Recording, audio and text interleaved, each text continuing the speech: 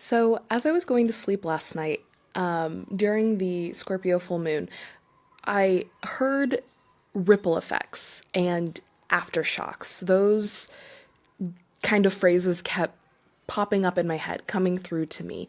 And then I started thinking about how there are so many messages, readings, channeled intuition stuff across my feed for the full moon, but nothing really talking about what happens after. So I thought I'd hop on here and do a little reading about the ripple effects, aftershocks of the Scorpio full moon.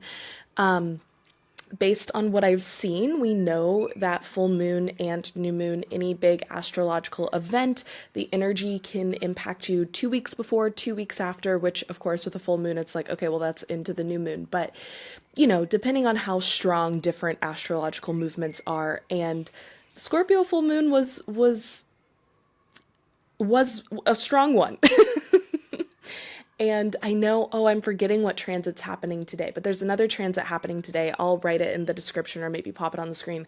That's impacting this energy too of rebirth, shadow work, facing all of the stuff that our ego wants to suppress. So, yeah, let's just hop right into it. I'm going to start with the Rider Waite. And I have some other decks over here that we may get into if I am so called. I don't shuffle like other readers do. I do the hand throwy thing, but I don't know. Every reader's different. Okay, let's start with current energy. Whoa. Whoa, whoa, whoa. This is wild already. Oh my gosh. Okay, we have the Ten of Swords in reverse and the Eight of Cups in reverse. Y'all, you this is the thing with rebirth. It is both the ending and the beginning of a new journey. You have already died, but that means that you're in the birth canal. And the tunnel may feel dark, right? The difficulty with ending one spiritual journey is that you think you're going to have clarity. You think that you are going to be able to, like, oh, I know exactly where I'm going to go. I know exactly what the path is now. I figured it out. But of course, we all know that's not really how that works. I've ended this one journey, and so now the next one is opening up, and that comes with all of the questions and curiosities that the beginning of this journey did. It's almost like getting to the end of one cycle is like, oh, it's on the tip of my tongue, it's on the tip of my tongue, and then I finished that cycle, but I lost it and I'm back at the beginning, right? Or like, oh, I'm right at the edge of the cliff, I'm right at the edge of the cliff, I could just, oh, gentle breeze could blow me over, and then I'm back at the beginning of the mountain, and it's like I was just about to jump. What happened? And it's because that's kind of our perpetual state as a human being. We are the mediator. We are the liminal space between the divine and the earthly, right? And so if you were to truly like finish out one cycle and like have that full epiphany where it's done and over, not only would that be hubris, but it's like that's for the realm of the gods. And that's not even the experience we're supposed to have here. Our experience here is the one of the hermit, bringing the lantern back down. And so restarting the cycle is about bringing the lantern back down. It is about taking the little bits that we have and trying to breathe life into them through the way that we live, right? And then with this Ten of Swords, it's letting go of this feeling of defeat. Yeah, you may have more questions now than you did before, but isn't that kind of beautiful that you thought the path was going to be clear, and now 30 more paths just opened up? But that comes with joy and expansion and exploration too. At least I hope that that's what you're feeling. That's what Spirit is wanting you to feel at this time. Sorry, the wind. I have my windows open and the wind keeps blowing my notebook open. So if you hear pages fluttering or birds singing or children laughing, that's why. Okay. Let's go to what energy is supporting us right now during this time of rebirth. Whoa, a lot is supporting us. Always good to hear. Ace of Cups. New passion flowing in.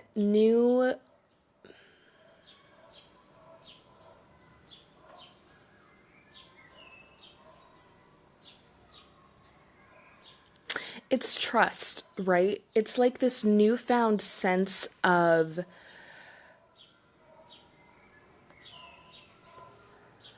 belief. Co-creation is coming up. Like, when the path isn't clear, because now there's 30 of them, you're forced into a place of surrender. And with that surrender, you can step back into your more natural state of letting go, of trusting, of playing, of allowing all of the you-ness to come through. You don't need to put up the fences or I'm on at a bowling alley. What are the bumpers? You don't need to put up the bumpers, right? Source is going to put up the bumpers. You just need to throw the ball. You just need to put all of your energy behind moving, right? And Source will take care of the rest. And that's this co-creation energy. Not drive isn't the right word, but like energy behind it, right? In the strength of your throw, if we're going to keep going with this bowling metaphor. Maybe bowling is significant to someone. You also have the sun supporting you, positivity, and divine masculine.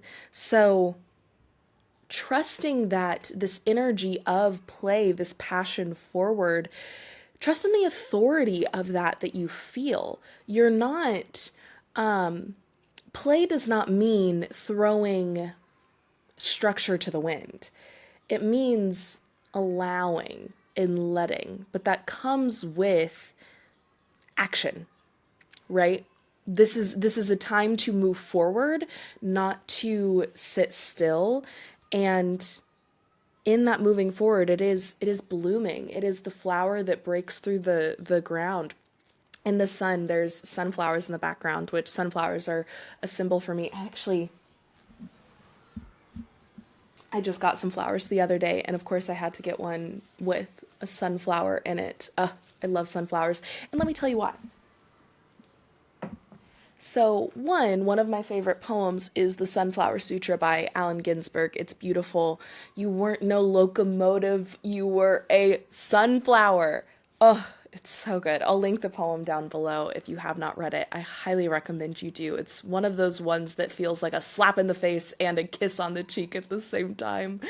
It's so beautiful. But sunflowers are also flowers that grow where they're not meant to. They're weeds. They are flowers that are weeds, kind of similar to dandelions, right? Where it's a flower, but it is a weed. And I'm not a gardener or a herbologist, so I don't really, that's not the right word. You know what I mean, though. I don't really know the exact difference between flowers and weeds, but I know that sunflowers and dandelions like grow where they're not supposed to. And yet they grow, right? Sunflowers are the only flowers that can break through concrete. That's the kind of energy that is pushing forward right now. That refusal to forget yourself. A friend told me that yesterday. I am refusing to forget myself. It is a stubborn clinging to who you are. And we see the devil pop up, right? This is soul contracts, things that karmic patterns. And the thing with soul contracts is I think so often we look at karmic patterns and it's like karmic things and soul contracts are, in my mind, kind of the same energy, right? It's something that we came into this lifetime with. Yet, karmic things are looked at as bad, and soul contracts and purpose and mission is looked at as good. Why are we giving value judgments and moralizing about what we're bringing into this life? Anything is just a thing that we're carrying. Like the fool coming into the new life, it's all just a part of the bindle that he's carrying, right? And so, with whatever this energy is moving forward, I think that it does feel like a refusal. It's almost like you can't not do this. You can't not. You have to go forward. You are chained to this mission. And that's not a bad thing.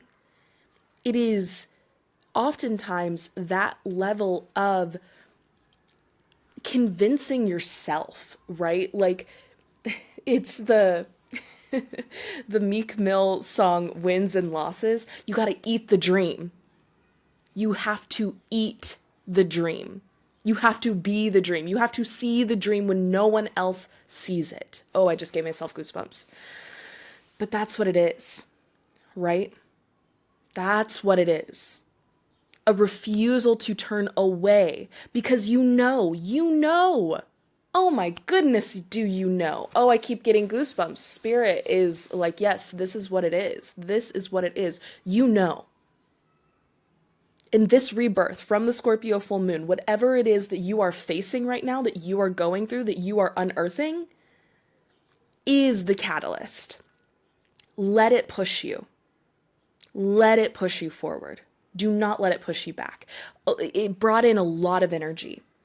And kind of like we're talking about with, karma versus soul contracts, like we need to stop moralizing and making value judgments around them. Same thing with energy. Energy in and of itself isn't good or bad. It just is.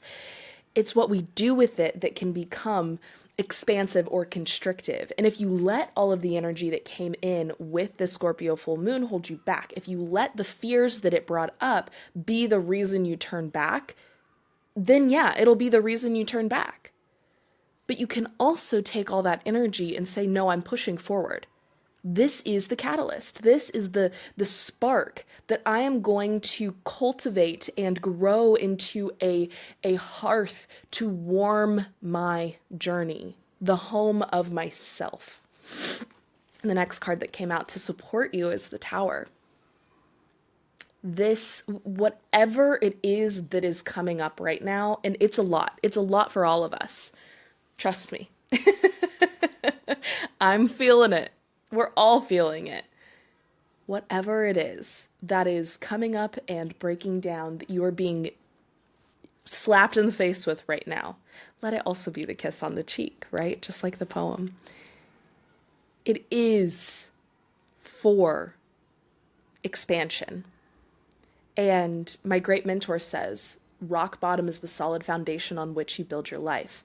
And you cannot have a solid foundation if you don't get rid of the old tower that's crumbling. Whatever it is that you are clearing out, that you are letting go, that you are releasing, it needs to go.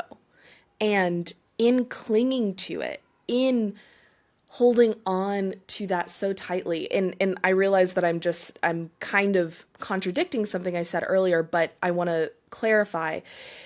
It's the dream, the vision, the purpose that we're clinging to.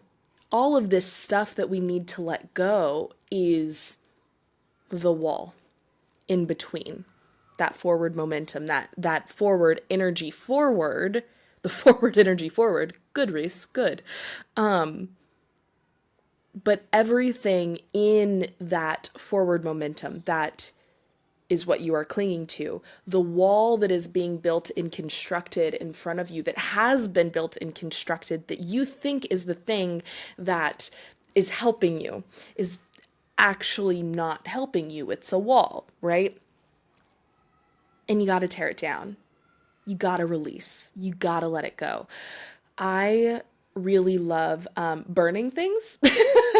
Weird thing to say. I'm not an arsonist, I promise. In rituals, in moments of release and let go, I really like writing things down and then burning the paper that I write them on. It's fire has always been a really cleansing energy for me. And so I'll recommend that to you as well. Whatever this kind of tower is for you right now, feel it, right? We're not blocking it. You're not coming in to say, okay, yeah, I feel it. I feel that fear. Now just push through and move forward. Now just push through and move forward. No, no, no. We're not doing that anymore. We are not suppressing and spiritually bypassing because we think we understand, like, oh, when I understand that fear is a lesson and a message and a part of the journey, then when it comes up, I can just keep going. No. That means you have to feel it. It's not just letting fear knock on the door, opening the door, seeing its fear, then saying, okay, cool, shut the door in fear's face. Nope. It's saying, come on in, fear. Have a cup of tea. Which reminds me, I want to sip of my tea. Let's talk about it. What message do you have for me? What lesson do you have for me? Let's have a conversation. And then when fear has told you the message, it's an old friend. It's a caller, right? Like if you go back to Bridgerton times, it's fear is just a caller. They don't need to make a home with you, but they're a friend just like anything else. And just because they're a friend that pushes some buttons and pulls some things out doesn't mean that they're a bad friend. Sure, joy is a much more fun caller to have, but they have a message just like fear does. They're all just messages. Again, why are we placing value judgments on these different callers? It builds fear into this scary thing as opposed to the information that it is, into the assistance that it can bring you. So whatever is coming up for you, and maybe it's not fear, maybe it's shame, maybe it's doubt, maybe it's anger, rage, any number of things that we place negative value judgments on, invite it in, sit with it, and then write something out. I know not everyone is a journaler, and that's okay, and that's why I hesitate to say journal, but maybe just sit with your thoughts or talk out loud to yourself about it, or talk out loud to a real friend about it and have a conversation about it and see what arises. And then whether you've journaled about it or had a conversation, write down like a sentence or two or what it is that you're releasing and burn it and watch it burn and look at the ashes. I recommend burning things outside, one, for safety, two, have some sort of water, depending on how large the thing is that you're burning, like have a cup of water just in case. Please be safe. But watch the wind carry the ashes away and it return to Mama Earth, to Mother Gaia, right? Let her do the work of transmuting. You are throwing the bowling ball forward. Let the universe hold the gutters. Let the earth carry you and support you. You don't have to do this alone. Alchemy isn't like emotional alchemy is such a thing that's talked about. And I think so often we kind of white knuckle our way through emotional alchemy. It's like, I'm going to turn this into something good. It's going to be good. Oh, I'm going to make this fear into something good. And as beautiful as that attempt and that effort is, you don't have to white knuckle your way through it. Just put it into the earth and trust. And trust. And in the turning over of that clinging to the fear, you are already letting it go, right? You are already alchemizing it by letting Mama Earth take care of it for you. Okay, let's get a few more cards on so that's what's supporting us. What energy do we need to be mindful of? What is this brick wall that's in the path? Oh.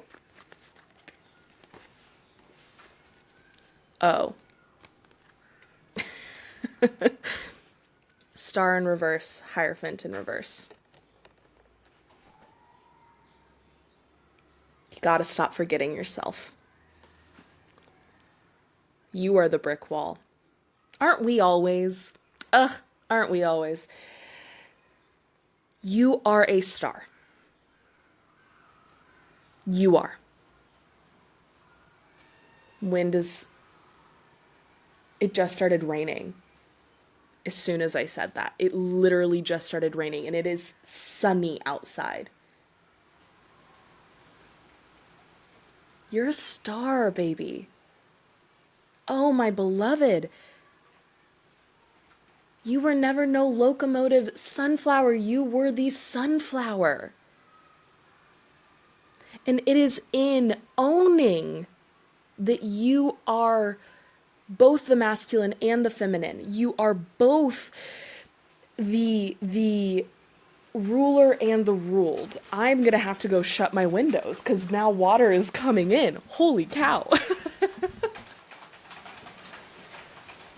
Oh my gosh, it's literally like getting into my apartment.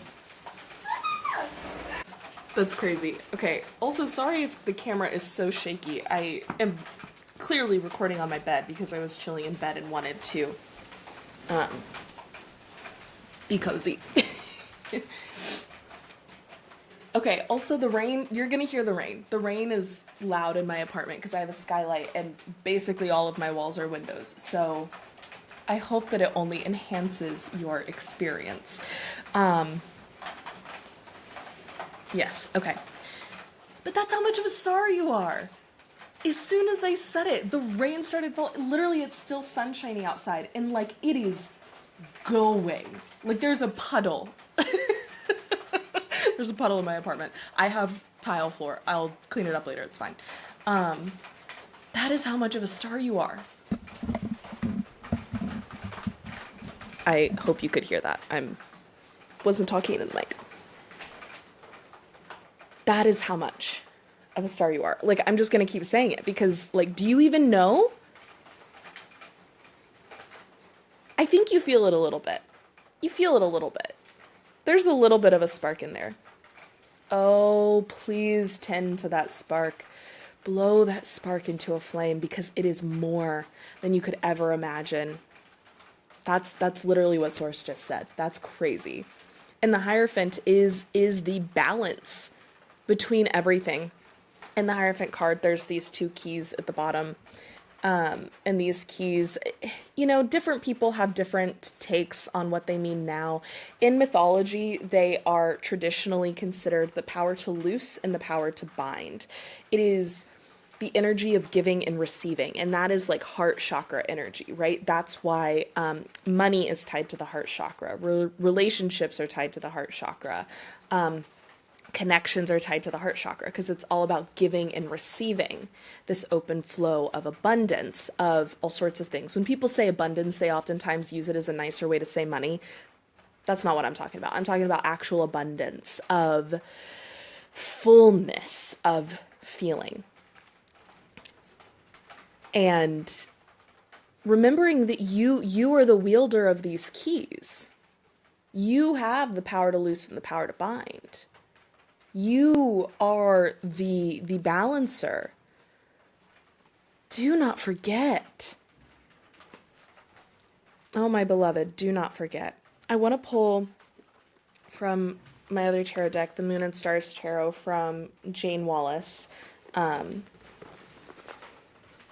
There are really beautiful messages with these cards. They're traditional. It's like the traditional card set, but they're really beautiful. So I just split the deck on the tower.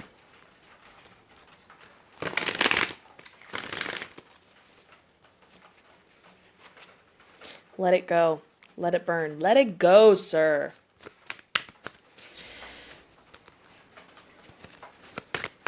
Just for an added message, there's affirmations tied to all of these. You're joking me. Y'all, it's the 10 of Cups. Completion, and in the traditional Rider-Waite, it's the 10 cups on the rainbow. You can't make this shit up. You can't. You can't. It's so beautiful.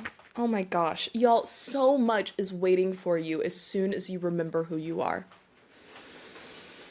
As soon as you return to the home of yourself, it is there. It is all there. Oh my gosh. There's so much there for you. There's so much. Oh, okay. The star message of the 10 of Cups. Enjoy the love around you. It is more precious than material possessions. And that's the abundance, right? The energy of giving and receiving. Looking at what you have now, right here, in this moment of rebirth, in this time of feeling like things are falling apart. Stepping in to the wisdom of you. And when I say stepping into the wisdom of you and stepping into gratitude, I do not mean, again, spiritually bypassing. I mean inviting these emotions in to have a cup of tea with you and letting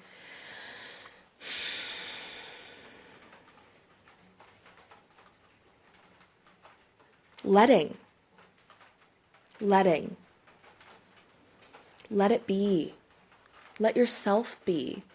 And in letting them be, it is releasing them, right? Because what is release? It's not pushing something out of the door. It's letting go. Knowing that it may stay in your hand, right? Like even when you let go of fear, I'll use my rose quartz. Say this is fear. And I have a grip hold of it. When I release fear, it's still here. It's still with me. The thing you're letting go of is your grip on it. And now it can freely come and go. It's not saying it's going to go away immediately. It's saying I am no longer tied to the outcome of that fear. I am no longer tied positively or negatively to the message.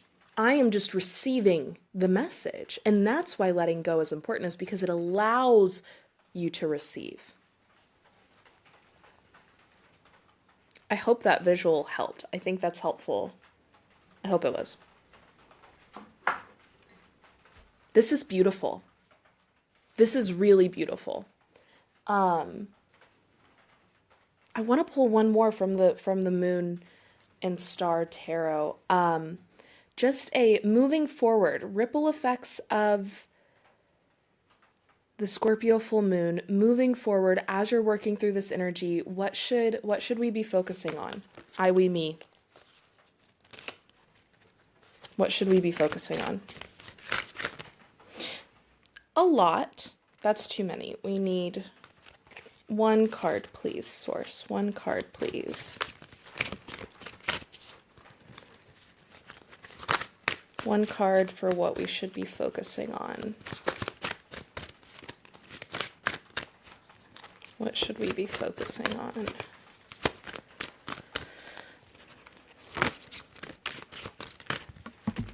A lot. What's that?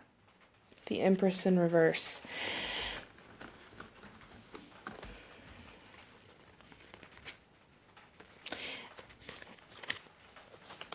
Focus on yourself, right? Don't be so tied, Empress in reverse, to the outcome.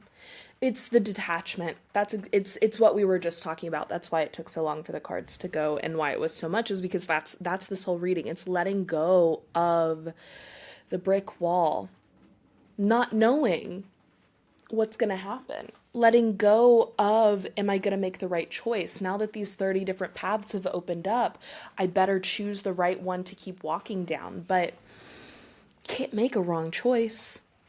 You just have to move forward. Let Source be the bumpers. And just feel the energy. Just feel it. Don't white knuckle it. Let it be. And allow. And there is abundance. And there's a lot of major arcana on the board too, y'all. This is big. This is big. I want to read the star message for the Empress in reverse as well.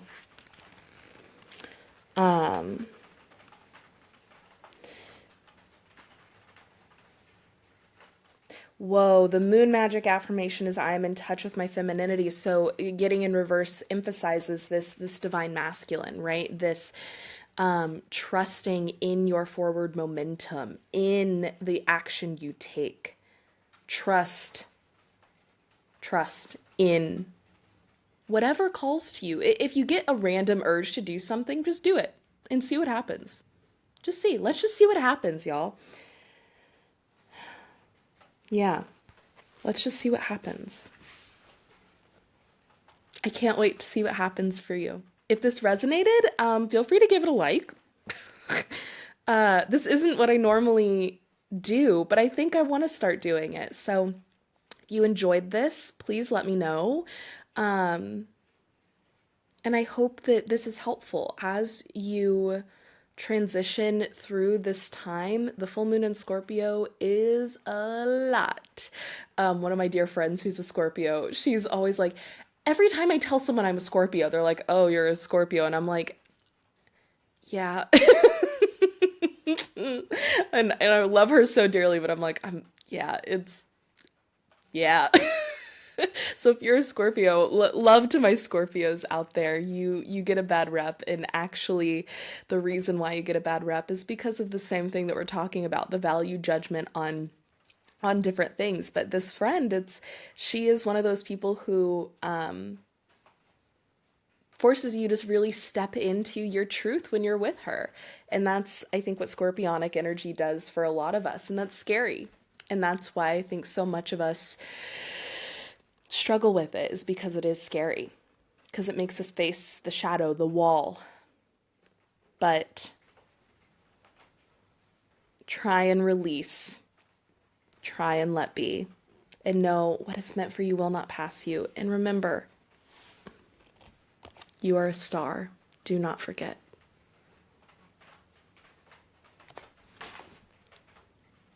Thank you for being here. And I hope you feel like you are living more coherently. Until next time, love.